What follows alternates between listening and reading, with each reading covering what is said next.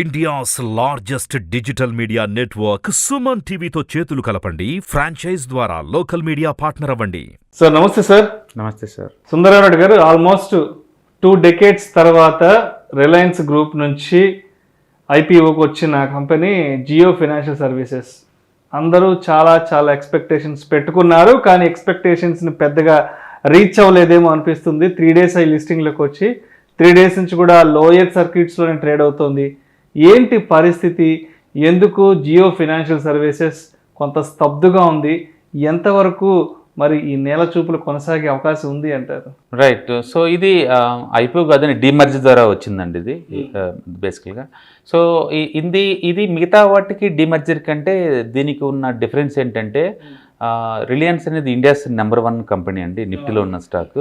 So అందులో ఒక part కాబట్టి, అందులో ఒక కంపెనీ డీమర్జ్ అయింది కాబట్టి బేసికల్గా ఏంటంటే ఈ నిఫ్టీ ఈటీఎఫ్స్ కానీ, ఇండెక్స్ ఫండ్స్ కానీ, ఈ ప్యాసివ్ ఫండ్స్ ఎవరైతే ఉంచుకున్నారో, ఇది ఇండెక్స్లోంచి ఎప్పుడైతే డిలీట్ చేశారో అప్పుడు ఈ స్టాక్స్ మొత్తం వాళ్ళు అమ్మేసేయాలన్నమాట. అందుకని వాళ్ళందరూ ఈటీఎఫ్స్, ఇండెక్స్ ఫండ్స్ వాళ్ళందరూ and large cap mutual funds అందరూ కూడా ఒకసారి క్యూ కట్టారు అమ్మడానికి టెక్నికల్గా. అందుకని ఈటీఎఫ్ సెల్లింగ్ బిగిన్ అయింది కాబట్టి వాళ్ళు ఈ స్టాక్స్ని అమ్మటం కోసం కంటిన్యూస్గా లోవర్ సర్క్యూట్ పెడతా ఉన్నారండి. రెండోది ఈ డైలీ 5% లోవర్ సర్క్యూట్స్ ఉన్నాయి, లోవర్ టు అప్పర్ సర్క్యూట్ అంటే పర్ డే 5% అలౌడ్ అనమాట. ఇది ఫస్ట్ 10 days ఉంటుంది. ఈ 10 days వరకు కూడా ఇది లోవర్ సర్క్యూట్ పడే ఛాన్స్ ఎక్కువ ఉంది.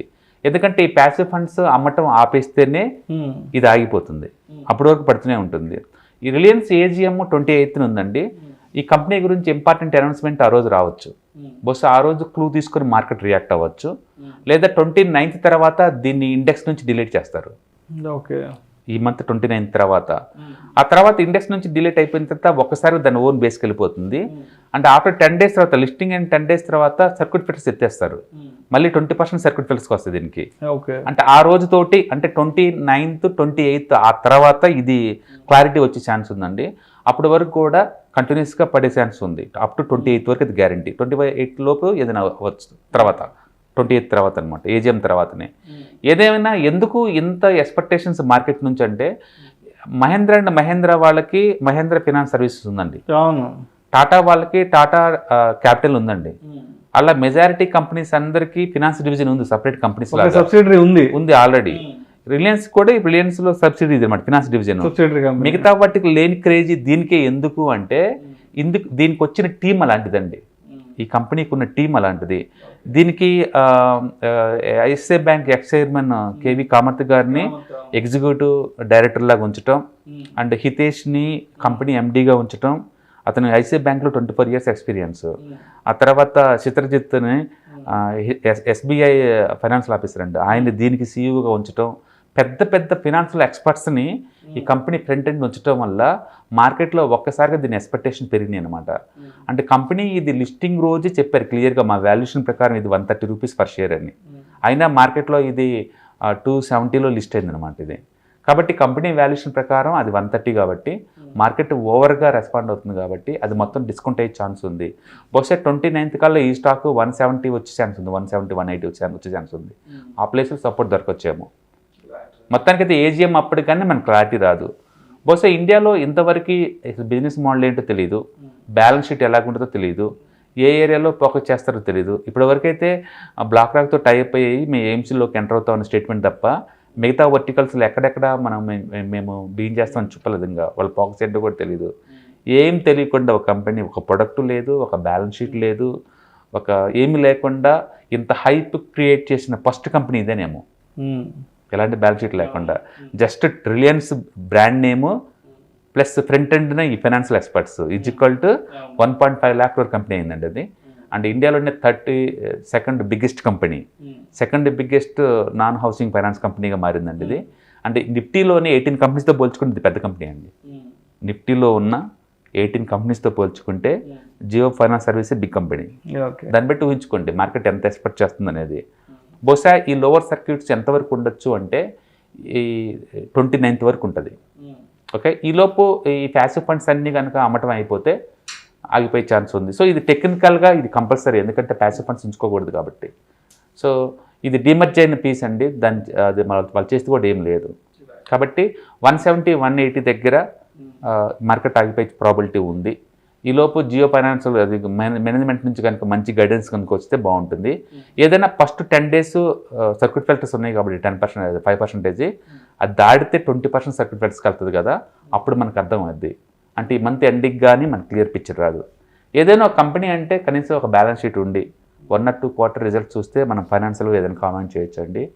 జస్ట్ బ్రాండ్ నేమ్స్ చూసి ఏదో వాళ్ళు చేస్తారని మనం ఏం చేయలేము. బట్ మార్కెట్ అయితే మాత్రం తెగ ఎగ్జైట్మెంట్ అవుతుంది. సో అదేవిధంగా నిన్నటి నుంచి సోషల్ మీడియాలో ఇంకొక న్యూస్ కూడా బాగా ట్రెండ్ అవుతుంది. ఈ జియో ఫైనాన్షియల్కి సంబంధించి ఎల్ఐసికి సంబంధించి కూడా వార్త ఒకటి బాగా ట్రెండ్ అవుతుంది.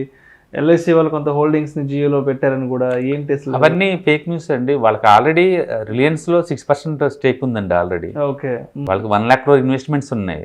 వాళ్ళకి కూడా దాంట్లో డిమర్జర్ అయినప్పుడు వాళ్ళు కూడా షేర్స్ వస్తాయి కదా, ఆ షేర్స్ని చూసి వాళ్ళు అలా అనుకుంటున్నారు. వాళ్ళు సపరేట్ కొన్నదేం కాదండి. వాళ్ళు ఆల్రెడీ వాళ్ళ వాటా కింద వచ్చినాయి అంతే, ఫ్రీగా వచ్చిన డిమర్జర్ షేర్లు అయ్యి. కాబట్టి వాళ్ళు సపరేట్గా ఇన్వెస్ట్మెంట్ చేసింది ఏం లేదు. అంతే అంటారా? అంతే. డెఫినెట్గా ఎవరైనా సరే 1 or 2 quarters వాళ్ళ బిజినెస్ మోడల్ చూసి రిజల్ట్ చూసి అప్పుడు ఇన్వెస్ట్మెంట్కి వస్తారేమో కానీ జస్ట్ రిలయన్స్ వాళ్ళు వస్తున్నారు ఒక రీజన్తో అయితే ఎవరు రారండి. ఎందుకంటే ఫైనాన్షియల్ మోడల్స్ జస్టిఫికేషన్ చేసుకోవాలి అది ఏంటి అనేది. ప్రస్తుతానికైతే only IAFL research report generate చేశారండి. ఆ stock rate between 200 to 300 valuation ఉంటుంది అని చెప్పేసి. మరి వాళ్ళు కూడా ఏ క్రైటీరియా బేస్గా తీసుకుని రికమెండ్ చేశారో మనకు తెలియదు. ఇంతవరకు అయితే అఫీషియల్గా ఎవరు కూడా దీని రెవెన్యూ ఎంత, దీని ప్రాఫిట్స్ ఎంత, దీని వర్త్ ఎంత అని ఎవరు డిక్లేర్ చేసింది ఏం లేదు. ప్రస్తుతానికైతే రిలయన్స్లో రఫ్గా 6% స్టేక్ జియో సొంతం, జియో ఫైనాన్స్ సర్వీసెస్కి. ఆ వాల్యూషన్ ప్రకారం ఇది 1 lakh crore ఉంటుంది అంతే. బట్ ఫైనాన్షియల్ పరంగా అయితే మనకి ఏం లేదు, జీరో ఇంతవరకు బ్యాలెన్స్ షీట్ లేదు కదా. సో ఓవరాల్గా రిటైల్ ఇన్వెస్టర్స్కి మీరు ఇచ్చే సలహాలు సూచనలు ఏంటి, ఎస్పెషల్లీ జియో ఫైనాన్షియల్ సర్వీసెస్కి సంబంధించి ఏదైనా ఆలోచన ఉంటే? మీ దగ్గర ఆల్రెడీ అది ఫ్రీగా మీకు కనుక ఈ రిలయన్స్ కనుక మీరు డీమర్జర్కి ముందే కొనుంటే మీకు ఫ్రీగా వచ్చి ఉంటుంది ఆ స్టాక్, హోల్డ్ చేసుకోండి అంతే. అండ్ స్టాక్ మేబీ 170, 180 దగ్గర కనుక బాటం తీసుకుంటే అప్పుడు స్వింగ్లో కన్ఫర్మ్ అయినప్పుడు తీసుకోవచ్చు. ఫ్రెష్ ఇన్వెస్ట్మెంట్స్ అయితే మాత్రం నన్ను అడిగితే నేను 150 దగ్గర ఇన్వెస్ట్ చేస్తాను అంతే, అరౌండ్ 150, 160 దగ్గర. ఎందుకంటే కంపెనీ వాల్యుయేషన్ ప్రకారం 130 అది. సో మంచి టీం కాబట్టి ఇంకొక 20 rupees ప్రీమియం వేసుకుంటే 150 దగ్గర తీసుకోవచ్చు అంతే. మిగతాదంతా హైప్, ఎందుకంటే అక్కడ ఏం లేదు మ్యాటర్, ఇంకా ఏదో ఉందని ఎక్స్పెక్ట్ చేస్తున్నారు అంతే. ఓకే, ఎందుకంటే M&M ఫైనాన్స్ వల్ల ఎలాంటి ఉపయోగం ఏం లేదు, టాటా క్యాపిటల్ కూడా ఎలాంటి ఏం లేదు. సో జియో కూడా ఇంకా బిజినెస్ మోడల్స్ మనకు తెలియదు.